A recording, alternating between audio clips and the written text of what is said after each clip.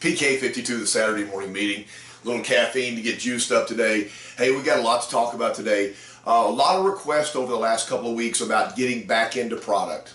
Product is becoming so technological that it gets hard to explain. And let me take a second and just square this up with you.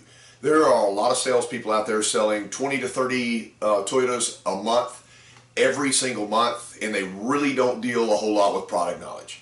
And so, is it paramount that you know exactly how everything works? No.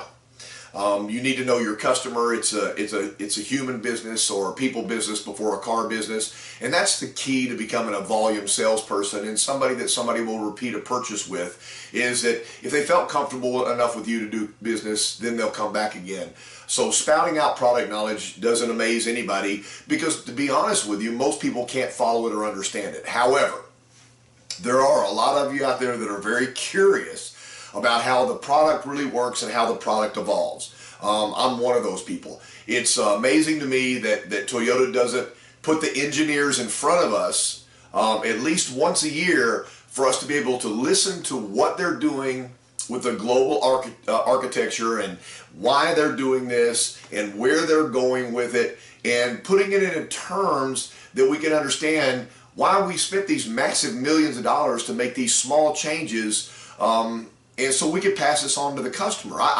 It doesn't make any sense to me that Toyota doesn't blink at that time, and I realize that some engineers are so brilliant it's hard for them to get up in front of a group of people and explain something to the level that we can understand it.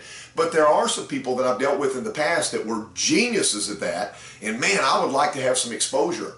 And I know you guys know I'm on the inside, and I get to see stuff that other people don't get to see, but I don't get to spend any time with the engineers at all anymore. The last time I got to spend time with an engineer was with Wally Palin in the 2012 Camry launch, and I got to tell you, that guy even made me smarter, which was virtually impossible. So, I mean, maybe if some of the Toyota people are watching my videos every week and everything, think about it.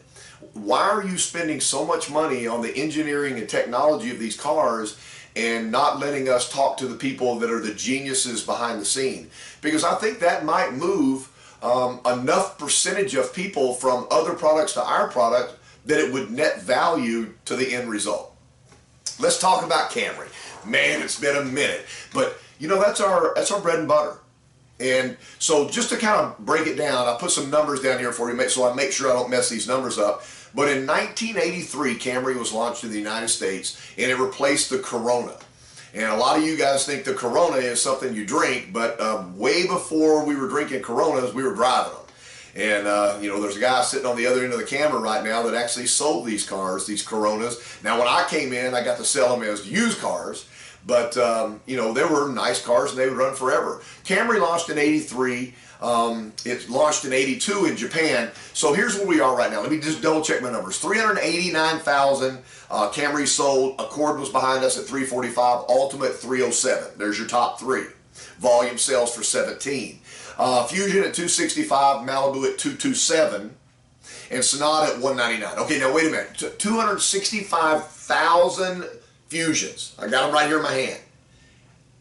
And Ford's not going to make it anymore. Ford's going to walk away from the Fusion.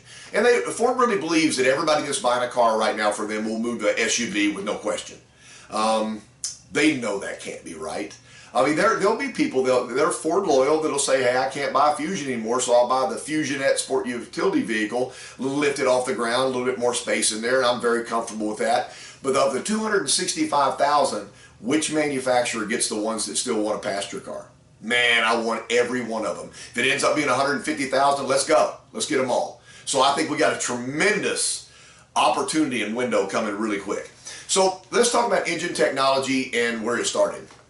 In the Camry, the first transverse mounted engine. That means instead of the engine being straight, we turned it sideways in the car, became more efficient, jammed in a front wheel drive that was amazing. And so this all started in 1983. And as we moved through the engine technology, we did all kinds of stuff. We went from an 8-valve engine to a 16-valve four-cylinder engine. So, so there was twice as many valves in the engine, so the engine could breathe bigger. And for people that are really not technically savvy, let me apologize to all you engineer bases out there. This is going to get a little simple, but all an engine is a giant air pump. The more air you can force inside, the bigger the combustion, the bigger the horsepower and the torque. So really, when you want an engine to be dynamically stronger, what you really want to do is really want to import more airflow. I mean, anybody can dump more fuel in there via carburetor or fuel injection system, but being able to dynamically add more air is the real power source. And early on in our career, we turbocharged engines. We had very small engines, and so we attached a turbo. We had a 2-liter turbo engine that produced 200 horsepower. So, and that was back way before the day of this great engine technology now, where we can shrink the engine down and still get the power out of there. So other technologies, 20 years later, 25 years later, 30 years later, other companies are putting turbos on cars, So it's interesting how early on in our career that we did stuff that other people didn't do. And then we came out, and I'm skipping way fast forward, variable valve timing with intelligence. It's pretty simple if you just lay it out in simple terms. What we're trying to do is, when needed, add more air to the engine. I don't want to add air to the engine at all times. I don't want to build a gigantic liter displacement in a small car, because if I build a big engine and put it in a small car, then I'm really going to reduce fuel efficiency. Some manufacturers have put these giant engines in smaller vehicles, and what they do is they decrease the cylinder activation. So if it was a V6, they shut down 3 of the cylinders when it's not necessary. And you know the manufacturer I'm talking about. I don't want to shut anything down. How about making the engine think? So VVTI, little I, means intelligence. What does it think about? If you hammer the throttle, the computer knows that you're asking for maximum result, and at that point in time, the engine lifts. As the engine lifts, more airflow. So when it doesn't need it, it doesn't lift, so you get better gas mileage. If I'm pulling a trailer, it's very simple math. The engine RPMs go up, but the wheel speed's slower. That mathematical anomaly tells the computer that I'm adding extra power, but for some reason I'm not moving faster, so it lifts the engine.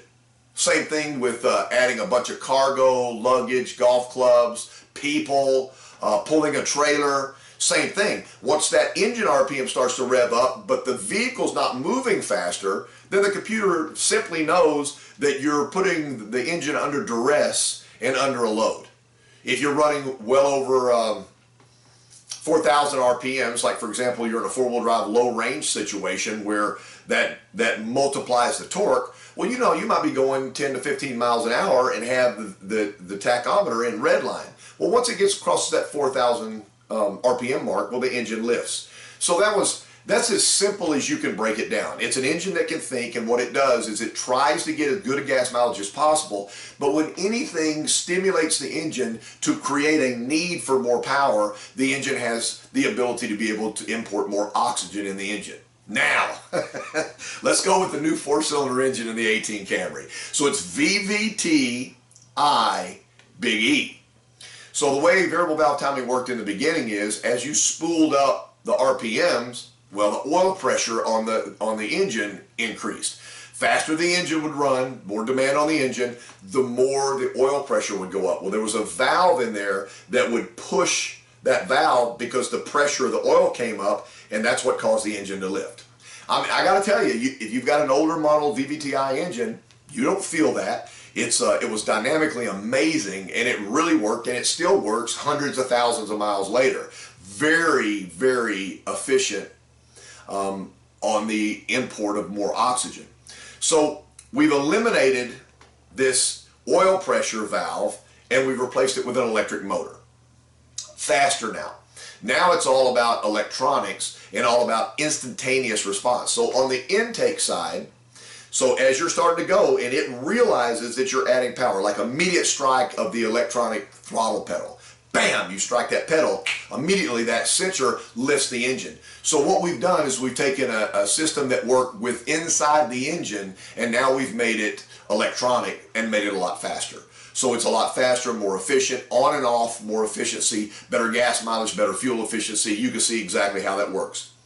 On the exhaust side, what it does is once that kicks in, then it locks the exhaust valves open wider too. So it's bam, bam, and now you got more export of exhaust. If you can't force more engine airflow in if you can't get rid of it. That's what really, limits a one turbo. That's why, and you see some of these builds on these TV shows, they add a turbo, then they add a second turbo, because they're just trying to jam airflow in. Well, if I got airflow back out of the exhaust efficiently, then what happened is that whole airflow model becomes more simple.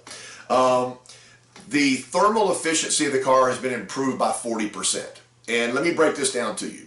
Cold air is more dense than hot air. So if I super cool oxygen, it actually becomes a liquid, and that's what blows the space shuttle into the atmosphere. Okay, so anytime I can have an internal engine cooler, some of the drag racers, when they run their final run of the night, they put dry ice on the engine block right at the intake, because if I can cool that airflow down at all, then I'm increasing the oxygen. It's not the air that burns, it's the oxygen that burns. The rest of the air really is non-combustible. So more oxygen means a bigger, brighter, hotter burn. And so what we've done is, and this is crazy, and I got to tell you, I don't have touch with engineers right now, so you just got to trust me that I've done my research. We've increased the efficiency of the cooling of the airflow by a 40% margin. So any percent cooler airflow, any percent of that right there is going to increase the ability of the engine, fuel and air to combust. And so at 40%, we become amazing. So we're putting amazing power out of a little small 4-cylinder engine. 6-hole injector. So we've got port and direct. Can't explain it. I'm not even going to try to explain it. But low speed and high speed demand different levels of fuel, and so what happens is we've taken port injection and direct injection, with both works, both high end and low end, and we've made the engine technology use the way the injector injects fuel into the system based upon the demand of the driver.